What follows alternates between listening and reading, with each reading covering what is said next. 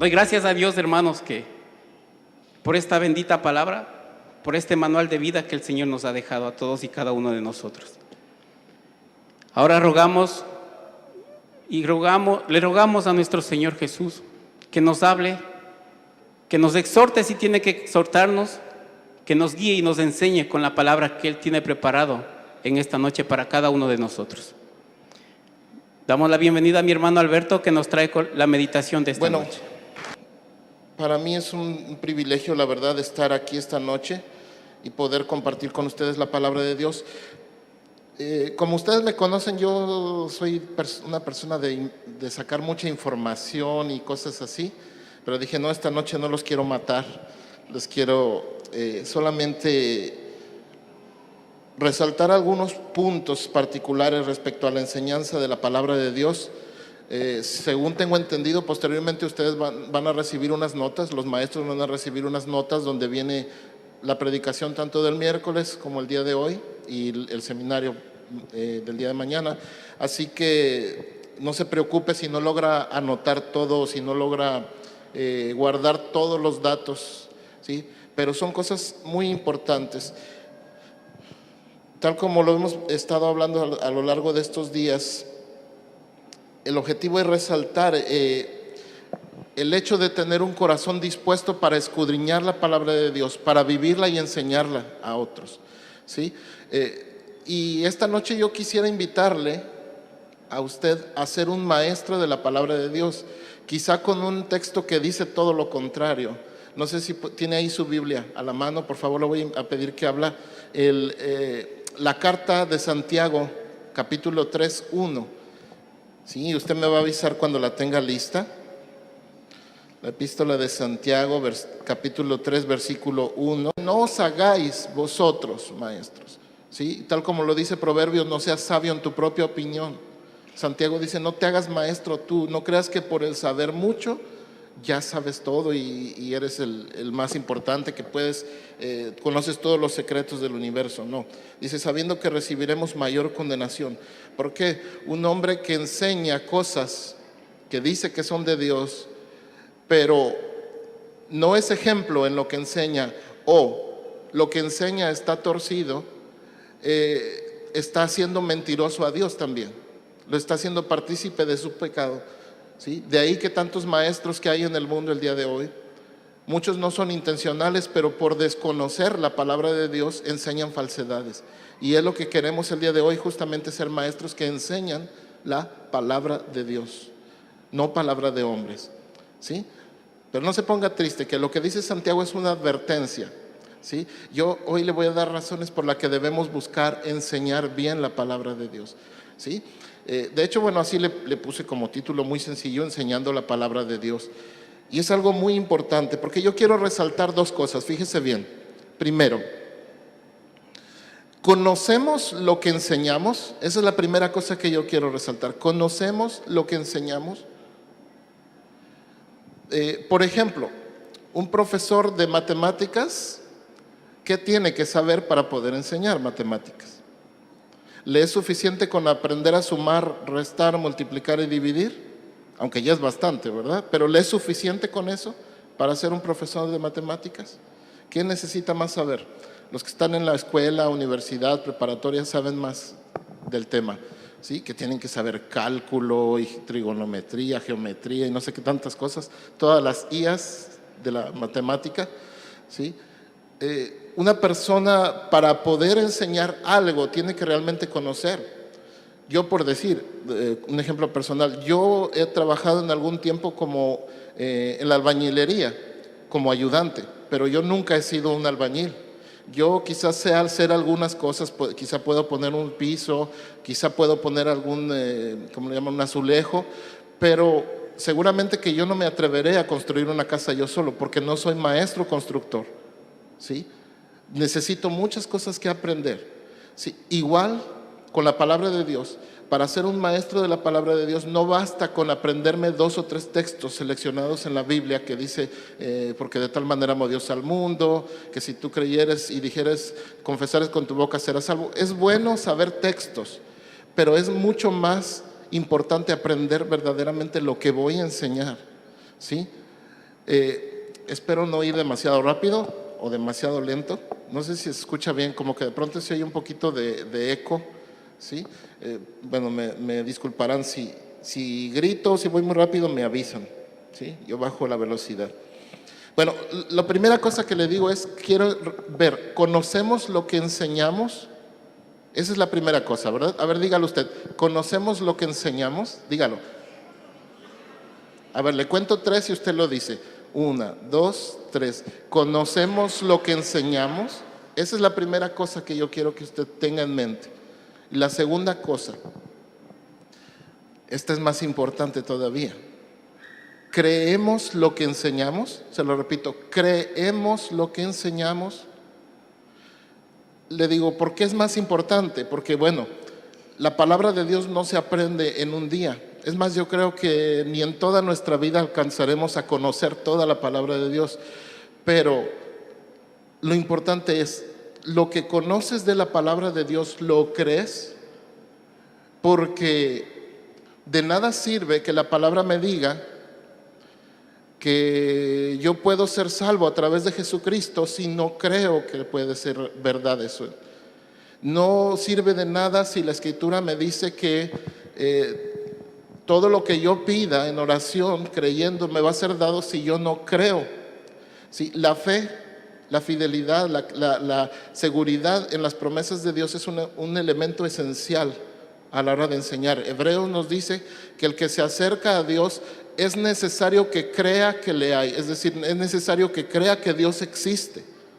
Es importante. El día de hoy se ha dado un movimiento muy fuerte de gente que hasta libros escriben, han sido pastores por décadas y el día de hoy escribe un libro que dice que no es necesario creer en Cristo para ser cristiano, que dicen que no es necesario creer en Dios para ser cristiano.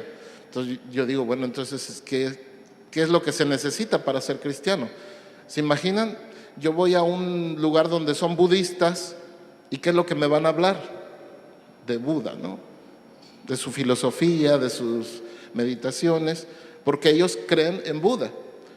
Pero ahora resulta de que en el cristianismo no necesitas primero ni conocer ni creer en Cristo, solamente ya te haces llamar cristiano y es todo. ¿Sí? Entonces, por eso mi segundo punto es, ¿realmente creemos lo que estamos enseñando? Es algo muy importante. Y yo voy a utilizar el ejemplo de 2 maestros o de 2 grupos de maestros que usted va a encontrar en la Biblia muy seguido. Interactuaban con Jesús, que para nosotros Jesús es el maestro por excelencia. ¿Sí? De hecho, en el Nuevo Testamento se le conoce constantemente, le decían maestro, rabí, Señor, ¿verdad? Porque Él era el maestro del pueblo de Dios. Bien, quisiera empezar con la primera parte, que es conocemos lo que enseñamos. A ver, lo volvemos a decir, 1, 2, 3, conocemos lo que enseñamos, ¿sí? Y la pregunta sería, ¿qué es lo que enseñamos? ¿Sí? A ver, piénselo un momento, ¿qué es lo que enseñamos? Todos los domingos o cada miércoles, cada viernes, ¿qué es lo que enseñamos? Es sencillo, ¿por qué? La respuesta es la palabra de Dios. Deuteronomio 6, Dios deja un mandamiento, le dice, mira, estas palabras que yo te mando hoy estarán sobre tu corazón, las tendrás como una señal en tu mano, las pondrás como frontales entre tus ojos, hablarás de ellas estando en tu casa, al acostarte, cuando te levantes, andando por el camino. Sí, dice, la Escritura lo dice de una manera muy completa. Tienes que conocer esa palabra y enseñarla a tus hijos, a tus nietos. ¿Sí? Esa era una responsabilidad del pueblo de Israel en el Antiguo Testamento. Y en el Nuevo Testamento no es menos, porque dice la Escritura que es necesario que vayamos a ser discípulos a todas las naciones, enseñándoles todas las cosas que Cristo enseñó. ¿Sí? Bautizándolos y enseñándoles.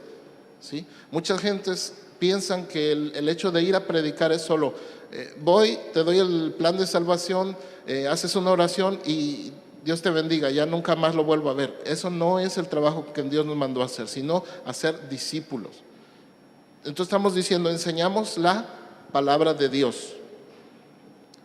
Enseñamos, ¿qué más? ¿Cómo más le decimos? Enseñamos doctrina. ¿Sabe usted lo que es doctrina? Yo se lo he dicho muchas veces. Doctrina es una forma de vida, ¿sí?, que concuerda con lo que creemos. Usted ha oído, por ejemplo, los que en tiempos anteriores eran hippies, ¿verdad? No sé cuánto le tocó esa época. Yo todavía, gracias a Dios, soy más de este tiempo. Pero yo recuerdo que los que eran hippies, ¿cómo se vestían? ¿Se acuerda usted? Se ponían ropas así un poquito, a veces andaban todos sucios, un poquito andrajosos a veces, ¿sí? Las barbas largas y con unas cintas aquí en la frente, con sandalias, algunos andaban descalzos, ¿sí? Era clásico ver la camioneta esa Volkswagen antigua, ¿verdad?, pintada de muchos colores, así todo psicodélico, y usted iba a su casa y ellos vivían de la misma forma que como se presentaban, ¿sí?, porque era su doctrina era esa, el amor y paz, ¿no? Esa era la doctrina del hippie, el amor y paz, y ahí estaban, sí, amor y paz, y fumando marihuana todos, ¿verdad?, compartiendo todo lo que tenían, la marihuana. Pero después por ahí también estaban aquellos que tenían la doctrina comunista, ¿no? ¿Y cuál era la enseña de todos ellos? Tenían en su casa, de ley tenían una estampa del Che Guevara, ¿sí?, y andaban siempre con ideas de que hacer meeting, hacer protesta. En ese tiempo se daban las canciones de protesta, ¿no? Y andaban con su guitarra cantando en contra del gobierno y que eso era la ideología de ellos, esa era su doctrina. Ellos vivían de una manera que concordaba con lo que creían. Bueno, en el caso de la Escritura, de la Biblia, la palabra de Dios, Cristo enseñó doctrina. Sus discípulos, los apóstoles, enseñaron doctrina. Sí, usted lo puede leer fácilmente. Va a Mateo 7:28 y va a leer que dice que la gente era enseñada por Jesús mediante parábolas, y dice que ellos se admiraban de la doctrina que él tenía. ¿Sí? Usted lo puede leer en Hechos 2:4, donde habla de que los apóstoles enseñaban la doctrina de Jesucristo. ¿Sí? Usted tiene varios lugares en la Escritura donde va a hablar de que enseñaban doctrina. Le vuelvo a decir, la doctrina es una forma de vida que concuerda con nuestra fe, con lo que creemos. Si yo digo que creo en Cristo, ¿cuál va a ser mi forma de comportar? Como la de Cristo. No tiene nada que ver con la forma de vestir, de decir yo me parezco a Cristo. Por ahí en Perú hay una secta que dicen que son judíos y que son los nuevos apóstoles y no sé qué, y andan todos vestidos de blanco, con túnicas y las barbas largas, ¿sí? Créanmelo, así, yo no sabía eso, hasta recién hace poco lo supe. Y tienen un lugar donde los niños llegan así al culto igual vestidos con sus túnicas blancas,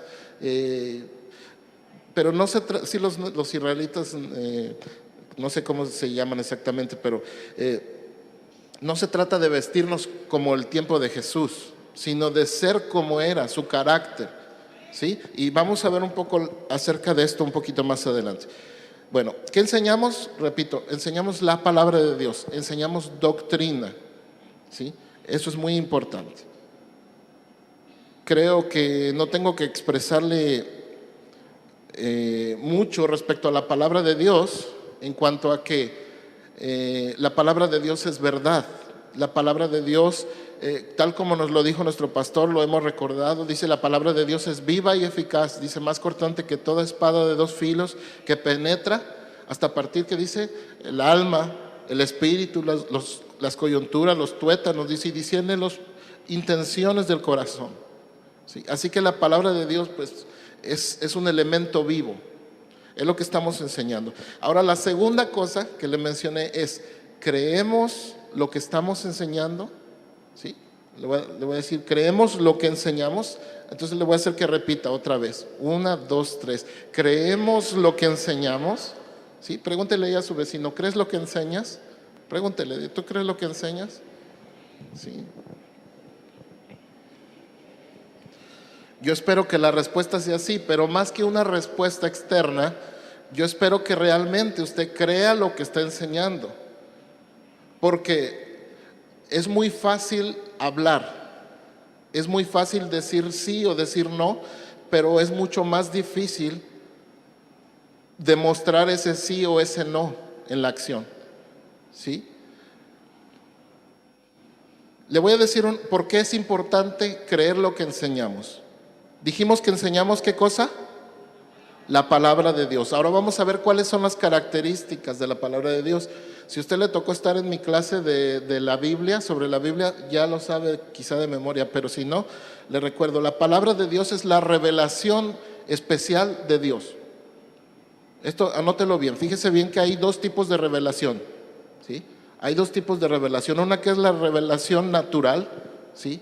Es una revelación común, no importa que tú seas ateo, que seas chino, japonés, ecuatoriano, no importa. Tú te levantas por la mañana, abres la ventana y ¿qué ves? El cielo, el sol, ves los árboles, escuchas los pájaros que cantan. Esa es una revelación natural, porque Dios dice que dejó su rastro por todo el universo. Salmo 18 nos dice que los cielos cuentan la gloria de Dios, ¿sí? Dice que la tierra declara su gloria, dice que un día da voces a otro día y no se escucha ninguna voz, pero todos sabemos que Dios está ahí. Esa es una revelación, un tipo de revelación. Pero la Biblia, la palabra de Dios, es una revelación especial. ¿Por qué? Porque el hecho de que tú ves el sol, la luna, las estrellas, el cielo, no te hace salvo. La única manera que tú puedes llegar a ser salvo es teniendo una relación con Dios. ¿Y cómo estableces una relación con Dios? De hecho, no puedes. Dios inició esa relación revelándose, diciendo, aquí estoy. El profeta dice que Dios se reveló a los que no le buscaban. Se dejó encontrar por los que no preguntaban por Él. Así que la Biblia es una revelación especial. ¿Y quién tiene esa revelación especial? Bueno, aquellos que conocen la palabra de Dios. ¿Sí? Y es muy importante, es una revelación especial de Dios. Hebreos 1:1 nos dice que Dios, habiendo hablado en otro tiempo por medio de los profetas a los padres, en este tiempo envió a su Hijo Jesús. Fíjese bien, Jesús, que el apóstol Pablo dice que Él es la plenitud de la deidad.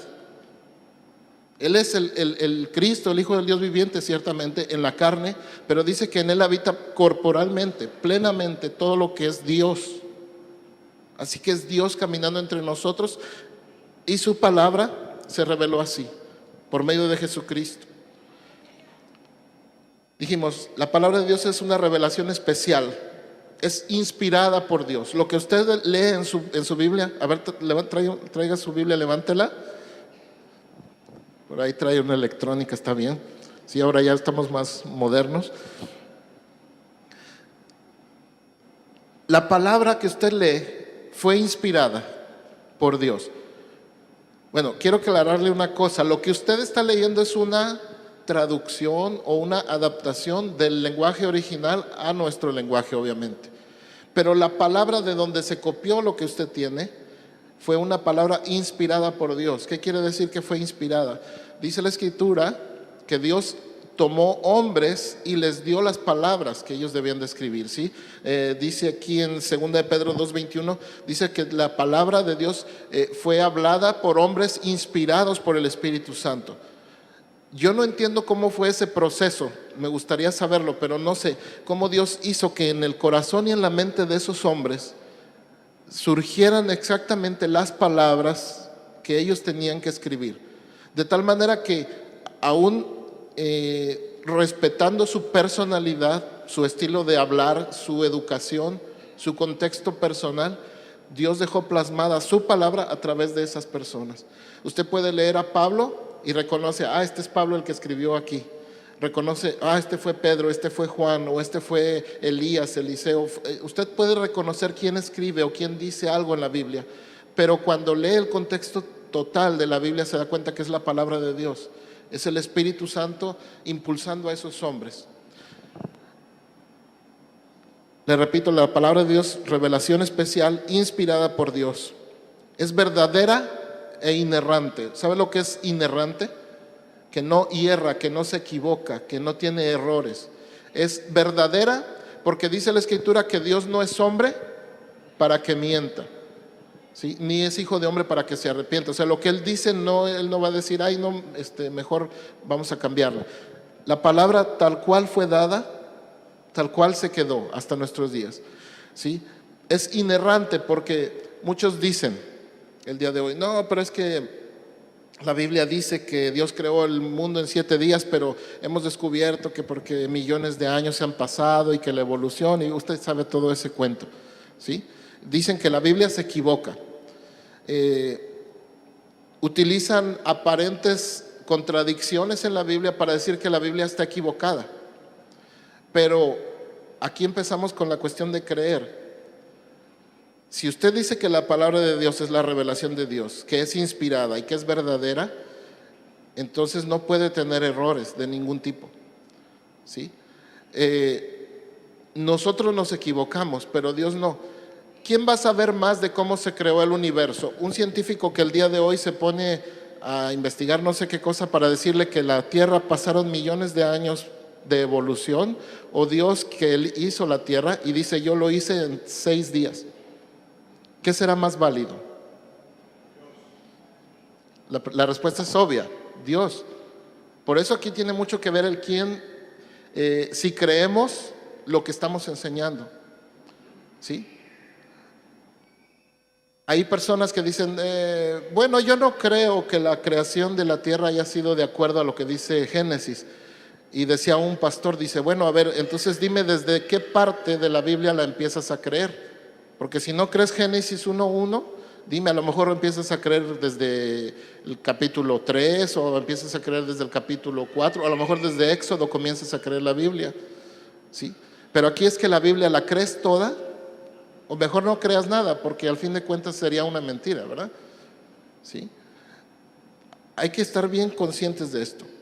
Desgraciadamente el tiempo no da para extendernos mucho sobre el punto, pero quiero que tenga en cuenta esto. Si usted cree la palabra de Dios o dice que la cree, va a tener que creer muchas cosas que probablemente no había pensado antes, ¿sí? Cuando se meta a leer Levítico, Éxodo, Deuteronomio, se meta a leer a los profetas menores, va a encontrar muchas cosas que usted va a decir, no me cabe en la cabeza, pero no importa, a Dios no le interesa que usted le parezca o no, Él dijo las cosas tal como son. Y ahí es donde tenemos que pensar, ¿creemos a Dios o no creemos a Dios? ¿Sí? Bueno, voy a seguir. Espero que estoy siendo claro, espero estar siendo claro, ¿sí? La palabra de Dios es suficiente. ¿Por qué? Porque es todo lo que necesitamos para ser salvos y vivir en santidad delante de Dios. Usted, es cierto, no es pecado, por ejemplo, decir yo necesito tener esparcimiento, tener educación, tener trabajo, necesito muchas cosas aparte de la Biblia, sí, pero el fundamento de su vida tiene que estar en la palabra de Dios, ¿sí? Por ahí alguien me preguntó hace unos días si es pecado o si está bien o mal que alguien estudie psicología. Puede estudiar la psicología, no es un pecado, es una ciencia, la psicología, que desgraciadamente como todo está un poco viciada en algunas cosas, pero no es un pecado. Pero todo nuestro pensamiento debe ser guiado por la Biblia, ¿sí? Es suficiente. ¿Usted se siente triste? Para decirle que no tienes por qué estar triste, o que aunque estés triste, Dios te va a dar gozo. ¿Estás enfermo? ¿Qué dice la Escritura? Tú puedes orar y pedir sanidad. Dios te puede sanar, y aun si no fuera la voluntad de Dios darte sanidad, tú puedes confiar que el propósito de Dios es bueno para ti. Tú tienes necesidad de cualquier cosa que se te ocurra, tú abres la palabra de Dios y ahí vas a encontrar la respuesta a tu necesidad, ¿sí? La verdad es que la amplitud, la vastitud de la palabra de Dios es tal que el apóstol Pablo dice, oh, cuán profundidad de las riquezas de Dios. ¿Quién puede conocerlas? Realmente no, es imposible. 2 Timoteo 3:16 nos habla de esto, que la palabra de Dios es útil para que los hombres de Dios estén completamente preparados en toda buena obra, ¿sí? Así que no se preocupe. Si usted le falta, incluso dice la Escritura, si a usted le falta conocimiento, pídalo y Dios le va a dar abundantemente, sin limitaciones, ¿sí? Así que la palabra de Dios es suficiente. Y providencialmente, fíjese bien, la palabra de Dios es providencialmente preservada. ¿Cuántos siglos han pasado desde que se escribió la palabra de Dios? ¿Sí? miles de años, ¿sí? Cientos de años. En un periodo de 1400 años, más de 40 autores de diferentes nacionalidades, lenguas, idiomas, edades, posiciones sociales escribieron la palabra de Dios y se conserva. ¿Se imagina que en su Biblia, cuando usted abre la Biblia, lee lo que escribió Moisés, que es uno de los profetas más antiguos de la historia? Lee las palabras de Job, que se considera que es muchísimo más antiguo. Job probablemente sea el libro más antiguo de toda la Biblia. Entonces usted lee cosas antiquísimas, ¿sí?, que Dios ha guardado. Yo no sé si usted ha leído la historia del mundo, pero hubo una época, estamos hablando hace 500, 600, 700 años atrás, donde la Biblia no era permitido que se escribiera en otro idioma que no fuera en latín. Y si tú tenías en una Biblia, te la confiscaban, la quemaban y de paso te quemaban a ti también, ¿sí?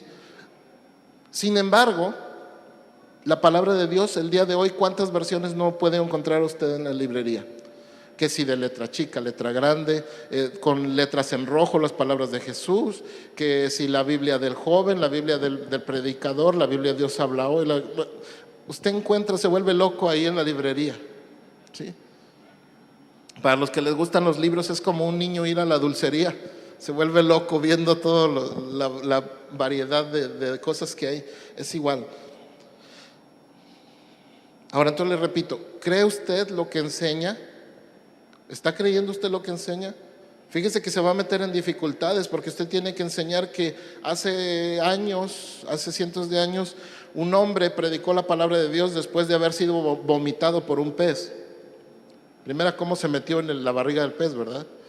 Se lo tragó ese pez, no sabemos si era ballena, tiburón o qué habrá sido, pero la escritura dice que hubo un profeta llamado Jonás que fue tragado por un pez. Y eso es lo primero que la gente le va a decir, no es posible, esos son cuentos. Le va a tocar enseñar de un hombre que trabajaba para su suegro y para poder tener un mejor salario, cortaba varas y las ponía en el agua donde las ovejas tomaban. Y que entonces todas esas ovejas salían de un color oscuro. ¿Sí? Esos son cuentos, eso es brujería, ¿no? Diría cualquiera, pero es que la Biblia lo enseña. Usted va a encontrar que la Biblia enseña que había gigantes. Eso dicen, esos son cuentos de la Edad Media. No, la Biblia dice que había gigantes en los días previos al diluvio. Va a encontrar que Dios destruyó el mundo con agua y que solamente 8 personas se salvaron. Todas las cosas que usted va a enseñar no es porque usted las inventó, lo dice la palabra de Dios, pero la cosa es, ¿usted cree realmente todas esas cosas? ¿Usted está dispuesto a enseñar eso? ¿Sí? Y ahora, ¿está usted dispuesto a pensar que ese mismo Dios se ha revelado a su vida a través del Evangelio? ¿Cree usted que las promesas de Jesús, tal como Él las puso en su palabra, son verdaderas? ¿Tienen efecto? Ahora el problema va a ser ya no tanto si usted lo cree, sino demuéstramelo. ¿Sí? Dice Santiago, ¿tú crees? ¿Crees en Dios? Haces bien porque también los demonios creen. ¿Sí? Así lo dice Santiago, ¿tú crees en Dios? Haces bien porque los demonios creen y tiemblan. Pero los demonios no se salvan, eso ya están condenados. Nosotros tenemos que creer y demostrar. Dice, no me digas que tienes fe, sino demuéstramelo mediante tus obras.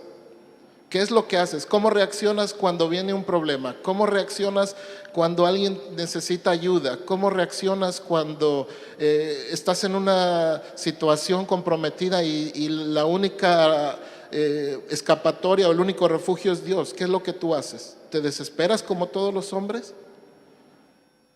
En estos días sucedió un accidente muy terrible, ¿no? Cayó un avión de aviación alemana. Ahorita se está saliendo toda la luz como que aparentemente el copiloto intencionalmente derribó el avión, ¿sí? Lo hizo caer. Y uno se queda pensando, ¿por qué? O sea, si se quería matar, bueno, que se mate él solo, pero 150 personas se fueron ahí. Y uno se pregunta, bueno, ¿cuántos cristianos irían ahí? Sí. Yo me pregunto, si uno de nuestros parientes, hermanos en Cristo, hubieran ido en ese avión, ¿qué pensaríamos? Estaríamos como todo el mundo, seguramente triste, pero ¿estaríamos desesperados buscando una respuesta en algún lado? A lo mejor sí, desgraciadamente sí. ¿Por qué? Porque no hemos aprendido a confiar en lo que creemos o lo que decimos que creemos. Por eso le vuelvo a repetir, ¿qué enseñamos y creemos lo que enseñamos? Sí. Es bonito cuando estamos aquí en el culto, cuando estamos en la escuela dominical, pero la prueba de nuestra fe es en el mundo. Pedro lo dice, que vamos a pasar, vamos a sufrir como si fuéramos malhechores, delincuentes, por causa del Evangelio, pero nuestra justicia se va a revelar al fin del tiempo. Amén. Bueno, no sé si le está quedando claro el asunto. Le vuelvo a repetir, mi tema es, ¿sabemos lo que enseñamos? ¿Usted ya sabe lo que, ya ha leído alguna vez de Génesis, Apocalipsis, todo? A ver, levante su mano. ¿Quién ha leído? Si sea honesto, ¿quién ha leído toda la Biblia desde Génesis, Apocalipsis? Por lo menos una vez. ¿Sí? Ahora, fíjese, necesitaríamos de aprenderla, leerla toda, por lo menos una vez. Yo le diría 2, 3, 4 veces, porque le dije al principio, para ser maestro, ¿qué se necesita? No saber 2, 3 versículos, se necesita conocer la palabra de Dios. Porque fíjese, usted nada más está leyendo lo que dice la palabra de Dios, pero aún le falta todavía estudiar, escudriñar, aprender, practicar y enseñar la palabra de Dios. Entonces yo le quiero invitar a que practique la lectura de la palabra de Dios de manera cotidiana. Todos los días lea una porción de la Biblia.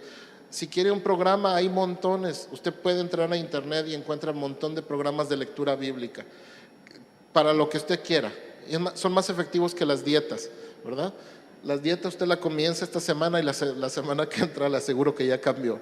Pero los programas de lectura bíblica son mucho más efectivos, ¿sí? Y esos no le cuestan dinero, solamente le cuestan un poquito de esfuerzo, ¿sí? Un poquito de esfuerzo.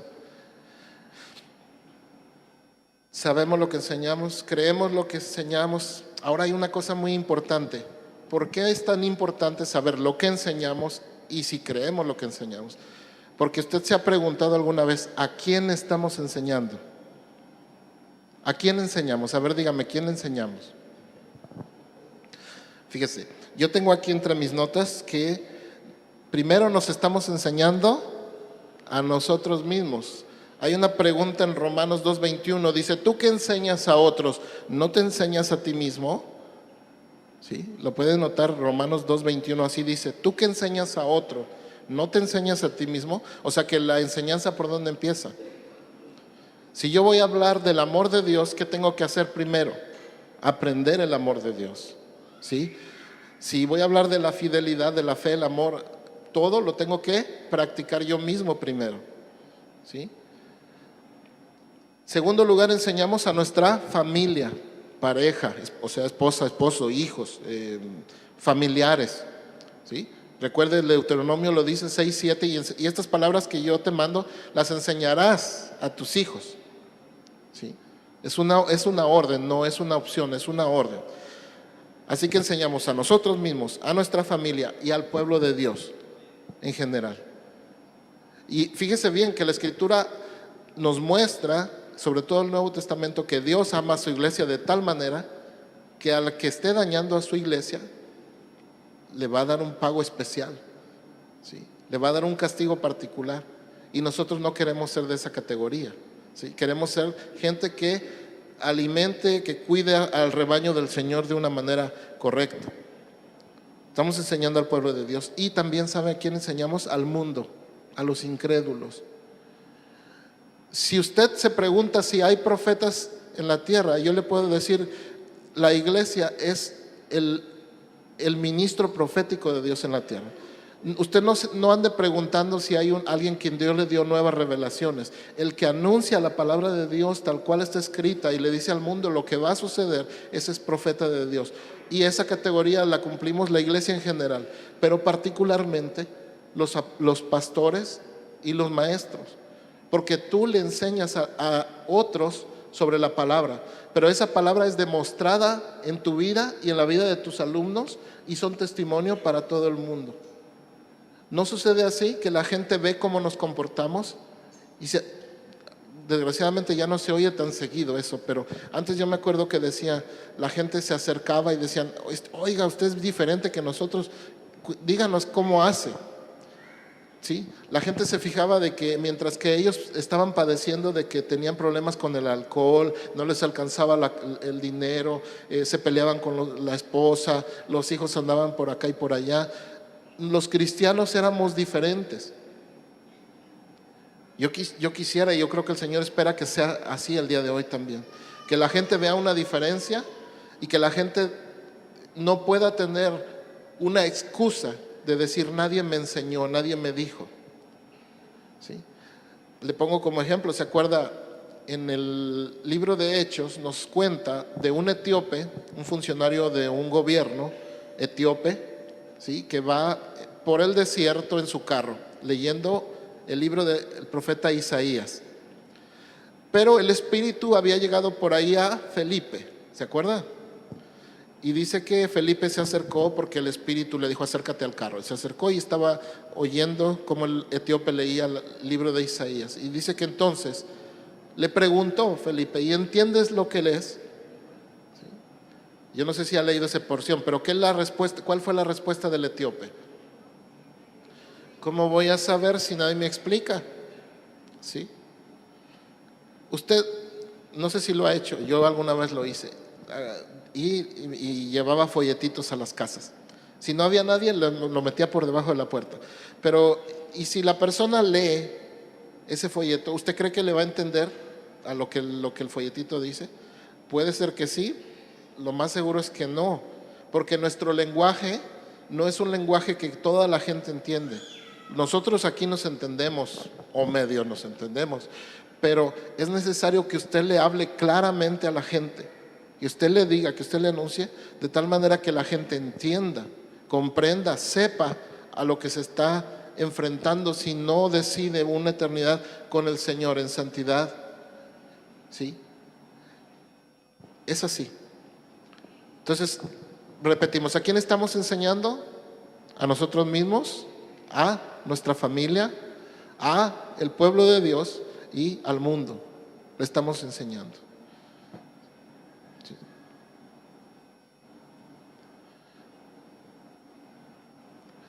Bien. ¿No se me han dormido? No. Bueno, entonces volvemos a preguntar. ¿Conocemos lo que estamos enseñando?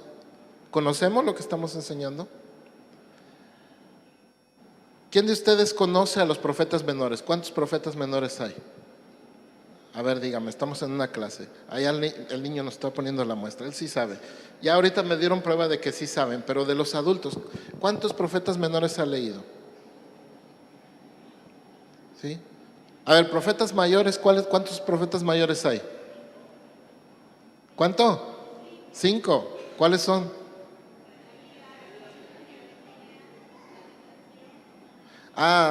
Entonces me están diciendo mentiras, solamente hay 4 profetas mayores. Hay 5 libros de los profetas mayores, pero 2 son del profeta Jeremías. ¿Sí?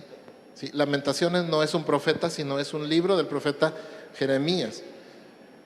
Luego le dice el pastor, a ver, abran su Biblia en el libro de Habacuc. ¿Y eso dónde está? Eso en mi Biblia no. ¿Sí? Oseas, ¿sí? ¿Sí? Abdías, Miqueas, Nahum, Habacuc, Ageo. ¿Sí? ¿Con qué se come? ¿Conocemos lo que estamos enseñando? ¿Qué profeta fue el que anunció la venida del Espíritu Santo? Seguro que eso se sabe porque Joel. Pero ¿saben qué contexto lo dijo? En un contexto, se lo dijo en un contexto de juicio, no en un contexto de avivamiento, sino de juicio. Pero nosotros muchas veces no sabemos. Yo le vuelvo a repetir, conocemos lo que enseñamos, creemos lo que enseñamos. ¿Sí? ¿Usted cree que Cristo viene pronto? ¿De verdad cree que Cristo viene pronto? Espero que así sea. El Señor viene pronto y dice que Él va a dar su galardón a los que están esperándolo. Veamos, ya vamos casi terminando. Dice aquí, esta pregunta: ¿cuál debe ser nuestro método de enseñanza? Como maestros, ¿cuál debe ser nuestra forma de enseñar? Y bueno, hay tres opciones. La primera es mediante el ejemplo. ¿Cómo es que nuestros hijos aprenden las cosas en la casa? Por el ejemplo. ¿Usted cree que el niño aprende a decir malas palabras nada más así? La tendencia mala sí está en nosotros, pero ¿dónde aprende las malas palabras? En la casa. Los malas costumbres, los malos modales, ¿dónde se aprenden? Dice la Escritura que debe ser nuestra enseñanza práctica. De hecho, Pablo le dice a Timoteo en 4:12, 1 Timoteo 4:12, dice: tú sé ejemplo de los creyentes. ¿En qué cosa? En palabra. Cuando tú hablas, vas a demostrar lo que tú enseñas. En conducta, ¿cómo te conduces? ¿Cómo andas en la casa de Dios y afuera de la casa de Dios? Cuando la gente te mira, ¿qué es lo que dice de ti? Cuando la gente te mira, ¿qué es lo que piensa? ¿Cuál es el testimonio que has dado? Amor. El amor no se puede comprar, no se puede dar así en materia, sino que se demuestra con acciones. Si tú amas, corriges; si tú amas, proteges; si tú amas, haces cosas, ¿sí?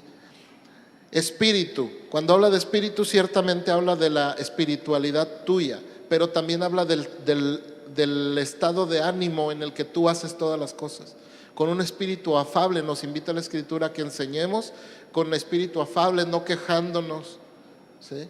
Eso es lo que nos dice la Escritura. Espíritu, fe. Si tú tienes fe, lo vas a demostrar, ¿verdad? ¿Cómo dice la Escritura que se demuestra la fe? Mediante la paciencia, ¿sí?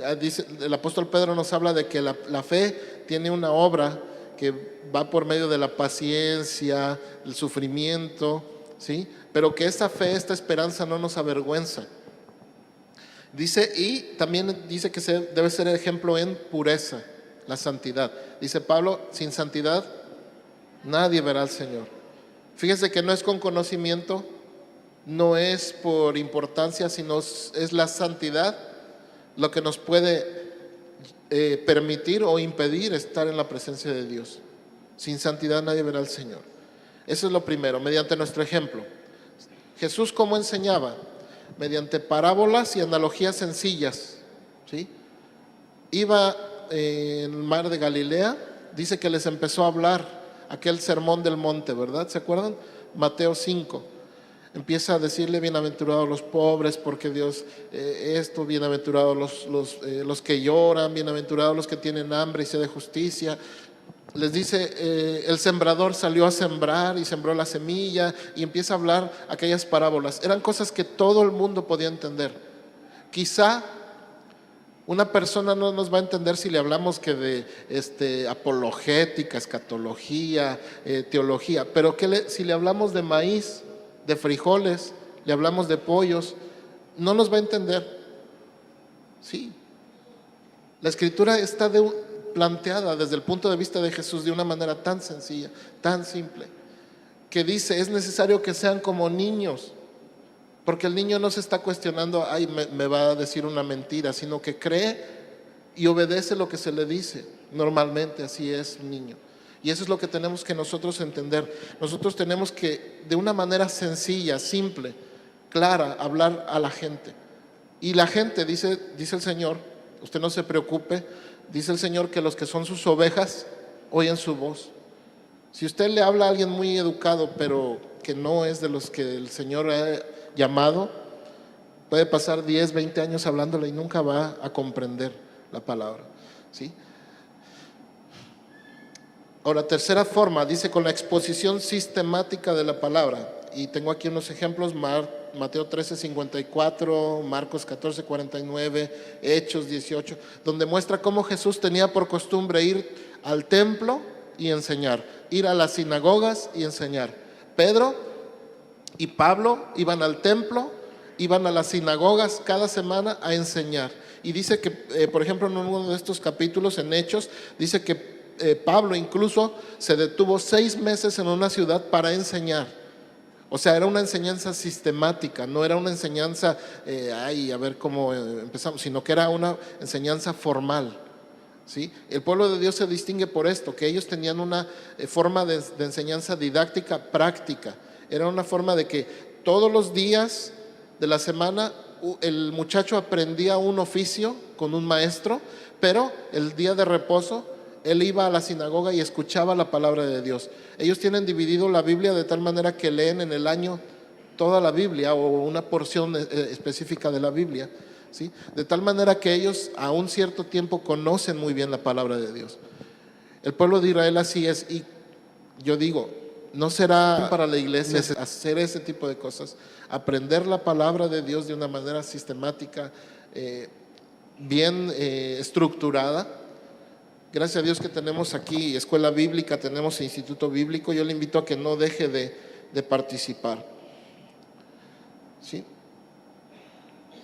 Amén. Ay, yo creí que ya estaban dormidos. Nomás por los que tosen Bueno, vamos a ir a Mateo 22. ¿Sí? Yo no le quiero robar demasiado tiempo. Yo sé que estamos en una época un poquito todavía fresca. Tenemos todavía unas temperaturas bajas, pero ya pronto vamos a tener más sol. Recuerde que el horario de invierno ya se acaba, no se le voy a olvidar. ¿Sí? Entonces vamos a Mateo 22.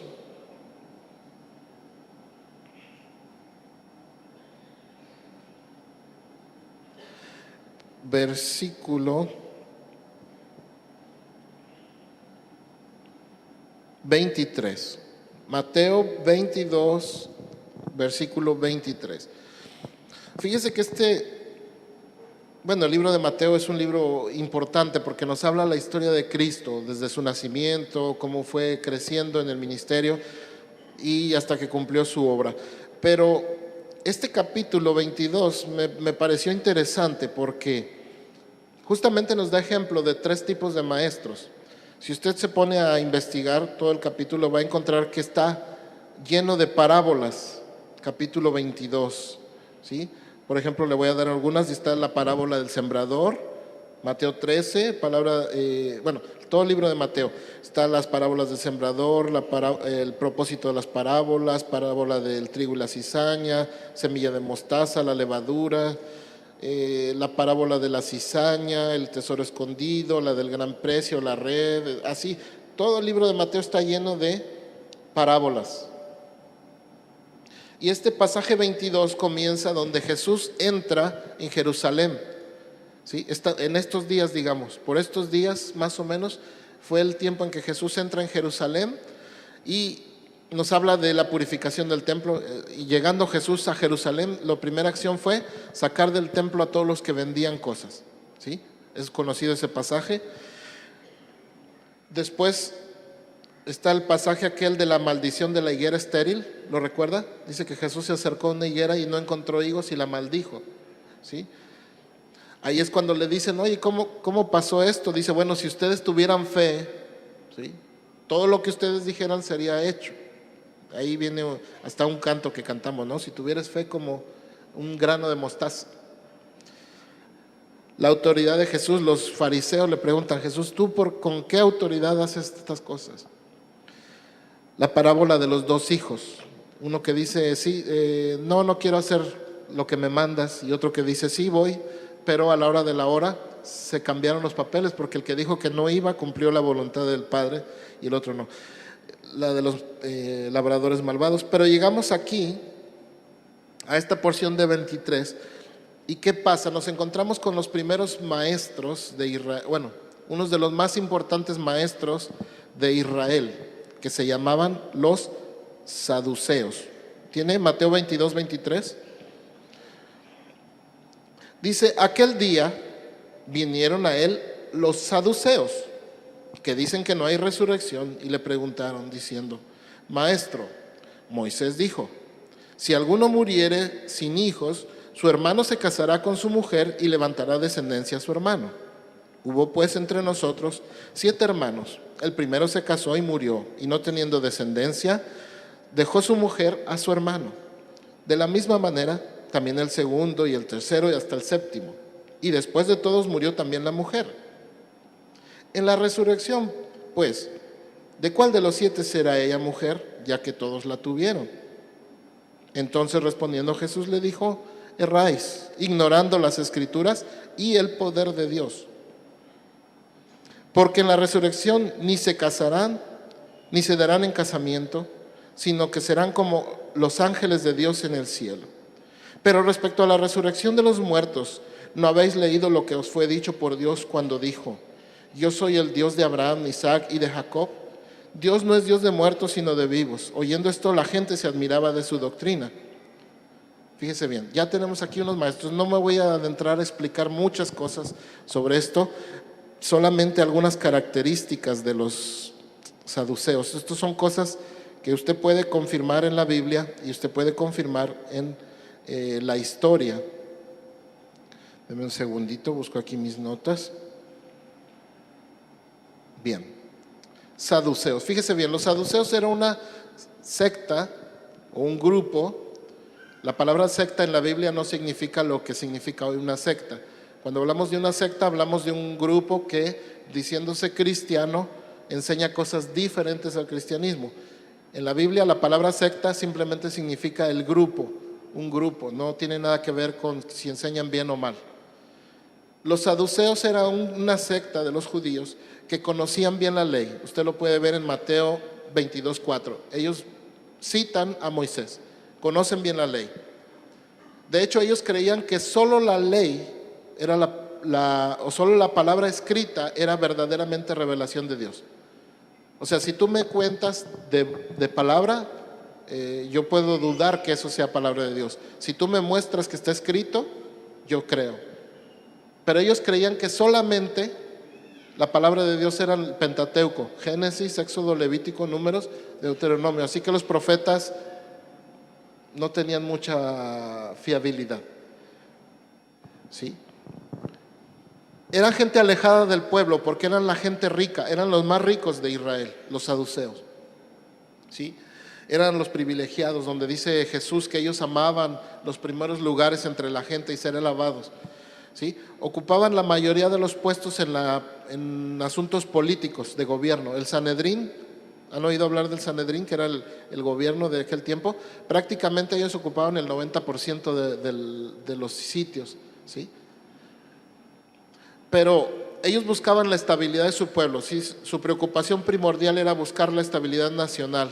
Lo puede leer en Juan 11. Ellos se preocupaban porque Jesús, con sus prédicas, decían ellos, iba a provocar que los romanos vinieran y destruyeran a la nación. O sea, no les importaba tanto la enseñanza de Jesús, sino las consecuencias de lo que Jesús enseñaba. Va a crear problemas políticos. ¿Sí? Ellos siempre procuraban adaptarse a las políticas romanas, se consideraban sabios y justos. ¿Sí? ¿Por qué? Porque eran ricos. Para ellos la riqueza era un indicativo de que estaban en el favor de Dios. Ellos pensaban que estaban prestando un gran servicio a la nación. ¿Sí? Eran extremadamente duros en cuanto al cumplimiento de las leyes. Si tú incumplías una ley, lo más probable es que ellos te declararan culpable y que te condenaran a muerte. A veces aunque no merecieras eso. ¿Sí? Dicen que incluso cuando se abolió la ley de los saduceos, entre el pueblo se hizo fiesta. Estamos hablando del tiempo de los romanos. Se hizo una fiesta grande cuando se abolieron las leyes de los saduceos. ¿Sí? De tan fuerte que era su legalismo. Creían tener el verdadero conocimiento de la ley. Ellos eran los oponentes de los fariseos. ¿Sí? Ellos pensaban que las recompensas de la forma de vivir correcta se recibían aquí en la tierra. ¿Sí? Ellos no creían en la resurrección, lo acabamos de ver. No creían en la resurrección, no creían en los espíritus, no creían en los ángeles. ¿Sí? Por lo tanto, todo lo que se vivía, se disfrutaba era aquí y ahora. ¿Sí? Es una buena filosofía para algunos. Eran intolerantes y soberbios, hipócritas. De hecho, su actitud fue la que dio el origen a eso de rasgarse las vestiduras. ¿Ha oído hablar de eso? Cuando dicen, uy, se rasga las vestiduras, hablan de la hipocresía. ¿Por qué? Porque señalan las malas acciones, señalan las decepciones, los pecados de los demás, rasgándose sus vestiduras como si ellos fueran justos, ¿sí? La frase de ahí salió, rasgarse las vestiduras. Es un ejemplo. Falso, bueno, ¿y cómo podríamos decir? Pues sí, falsos maestros, malos maestros, porque enseñaban la ley, pero no la vivían, no la creían, ¿sí? Dice Jesús, ustedes hierran porque ignoran las Escrituras. Y podemos decir, ignoran en dos sentidos. Ignoran porque no las conocen. Ellos solamente conocían los primeros 5 libros, los demás no. Y en segundo lugar, los ignoraban a propósito. Es decir, no les importaba lo que significara la palabra de Dios, sino que lo que les interesaba era su propio beneficio, ¿sí? Dice, vosotros cerráis ignorando las Escrituras y el poder de Dios. Aquí es importante esto. Usted va a enseñar la palabra de Dios, pero no debe de pensar que Dios está limitado a las letras que usted puede leer ahí. Dios no es algo que podemos encerrar en un cajón. Dios no es un conocimiento o una fuerza potencial. Dios es un ser viviente. Dice la Escritura que es el Dios vivo. Y dice en Salmos, dura cosa es caer en las manos de un Dios vivo, ¿sí? Así que nunca caiga en este error de ignorar el poder de Dios. Tiene un sentido positivo y un sentido negativo. Ahora, vamos terminando. Si usted lee el mismo capítulo 22, después de que se fueron los saduceos, ¿quién llegó?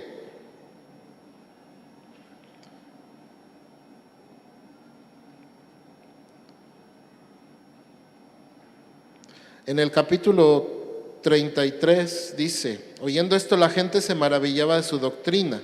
Entonces los fariseos, oyendo que había hecho callar a los saduceos, se juntaron a una. Ahí vienen los segundos maestros, ¿sí? Uno de ellos, intérprete de la ley, preguntó para tentarle, diciendo, maestro, ¿cuál es el gran mandamiento de la ley? Jesús le dijo, amarás al Señor con todo tu corazón y con toda tu alma y con toda tu mente. Y este es el primero y grande mandamiento. Fíjese, un maestro intérprete de la ley le pregunta a Jesús cuál es el gran mandamiento. Se supone que él debería de saberlo de antemano, ¿no? ¿Se imagina usted que llega el pastor Edgar o cualquiera de nuestros pastores, el pastor Ramiro o alguno de mis hermanos, y les viene a preguntar, hermano, ¿qué necesito para ser salvo? ¿Qué pensarían ustedes? ¿Qué pensaría, hermano, que le llegue alguno de los pastores o maestros? Hermano, dígame, ¿cómo puedo ser salvo? ¿Cómo? A ver, ¿qué pasó? ¿Sí? Un maestro de la ley, fariseo, intérprete de la ley, llega con Jesús, que para ellos supuestamente era un desconocido. Dicen, maestro, ¿cuál es el primer mandamiento, el más grande de la ley? Pues, Jesús podría haberle dicho muy sencillamente, tú deberías de saberlo, ¿sí? Pero le responde, ¿qué le dijo? Amarás al Señor tu Dios. Pero ¿por qué le respondió lo segundo? ¿Qué fue lo que le respondió después? Y el segundo es semejante, amarás a tu prójimo como a ti mismo. ¿Por qué se lo dijo? Porque los fariseos no amaban a su prójimo. ¿Se acuerda la parábola del samaritano? En la parábola del samaritano pasó por ahí cerca del que estaba herido, un sacerdote que probablemente era saduceo, pasó un escriba y un fariseo, un levita. ¿Y cuál fue la reacción de esos hombres? Ninguno ayudó a su prójimo, ¿sí? Ellos no amaban a su prójimo. De hecho, aquí mismo, este fariseo no amaba a Jesús, que era su prójimo, porque dice que le hizo esa pregunta para tentarle. No se desespere, que ya estamos terminando, ¿sí? Dice que hizo esta pregunta para tentarle. Si yo amo a mi hermano, no le voy a tender trampas, ¿verdad? ¿Verdad que no? ¿O sí? ¿No? ¿Quién dice que no? A ver, levante la mano el que está enojado. No cayeron, sí están despiertos. No, si yo amo a mi hermano no le voy a tender trampas, y lo estaba haciendo, ¿sí? Entonces tenemos, bueno, es muy amplio todo, le dije no me va a dar tiempo para acabar, pero vemos el ejemplo de dos maestros que conocían la ley, amaban supuestamente la palabra, interpretaban, ¿sí? Pero ellos no hacían, no creían, no conocían, no practicaban lo que estaban enseñando. Nosotros no queremos quedar en esa posición, ¿sí? Ahora solamente déjeme mencionarle algunas cosas de lo que es nuestro modelo de maestro, que es Cristo Jesús, el maestro de maestros. Fíjese bien, Jesús era accesible, ¿verdad? Es el maestro que dice, dejad a los niños venir a mí y no se lo impidan. Dice, el que a mí viene, yo no le echo fuera. Era una persona accesible, estaba dispuesto, era paciente para escuchar y para responder. Cuando llegó Nicodemo, todo el capítulo 3 nos habla de la conversación entre Nicodemo y Jesús. El capítulo 4 nos habla de la conversación con la samaritana. Y usted va a ver así que Jesús siempre tenía tiempo para la gente, para escuchar y para responder. Era paciente, no decía, ay, estos burros. No, sino que, ¿sí? En algún momento sí llegó a decir expresiones de desesperación, pero fueron muy contadas, ¿sí? Le dice a sus discípulos, ¿hasta cuándo estaré con vosotros? Pero para la gente siempre tenía una palabra de paciencia, de sencillez. Ya le dije, él hablaba de una manera en que todo le podían entender, ¿sí? Le puede leer Mateo 5, el Sermón del Monte. Era una persona interesada por los demás, ¿sí? Buscaba suplir sus necesidades. Ahí tenemos los pasajes de la multiplicación de los peces y los panes. Dice, él le dijo a sus discípulos, tengo compasión de la gente porque tienen tantos días que nos siguen y no tienen nada que comer, así que denles de comer, ¿sí? Ahí está. Tenemos un maestro que dice que siempre tenía una respuesta sabia. Mateo 13:54 dice que la gente se admiraba de la sabiduría y el conocimiento que él manifestaba. Y dice, y él habla con autoridad, no como los escribas y fariseos. Él habla con autoridad, ¿sí? El Hijo de Dios. Obviamente ponía en práctica sus enseñanzas, ¿sí? Entonces yo quiero terminar en esta parte diciéndole nuevamente, después de haber visto estos ejemplos que no hemos podido desarrollar, pero le digo, ¿usted conoce lo que está enseñando? ¿Realmente conoce? Si no es así, dispóngase, como dice el lema, ¿no? Nuestros corazones preparados para escudriñar, para cumplir y para enseñar la palabra de Dios. Dispóngase a aprender y creer lo que usted enseña. Si tiene dudas en su mente, en su corazón, pídale al Señor que lo confirme. Dice la Escritura, Pablo lo dijo, cada uno esté plenamente convencido de lo que ha creído, ¿sí? La salvación no es algo con lo que se puede estar jugando, de que hoy sí creo y mañana no creo, de que gracias a Dios que no depende de nosotros, sino de Dios mismo, que no es el que nos mantiene en pie, ¿sí? Pedro lo dice, el mismo Dios que os llamó, dice, él mismo os perfeccione, afirme, fortalezca y establezca, ¿sí? Pero es necesario que nosotros creamos. Le repito Hebreos, donde dice, porque es necesario que el que se acerca a Dios crea que le hay. Amén. Bueno, y vamos a ponernos de pie. Yo voy a entregar este lugar, pero quiero que tomemos un tiempo para orar y pedirle al Señor que realmente seamos personas que conocen la palabra, la creen, la viven y la enseñan, ¿sí? Que la enseñan con ejemplo.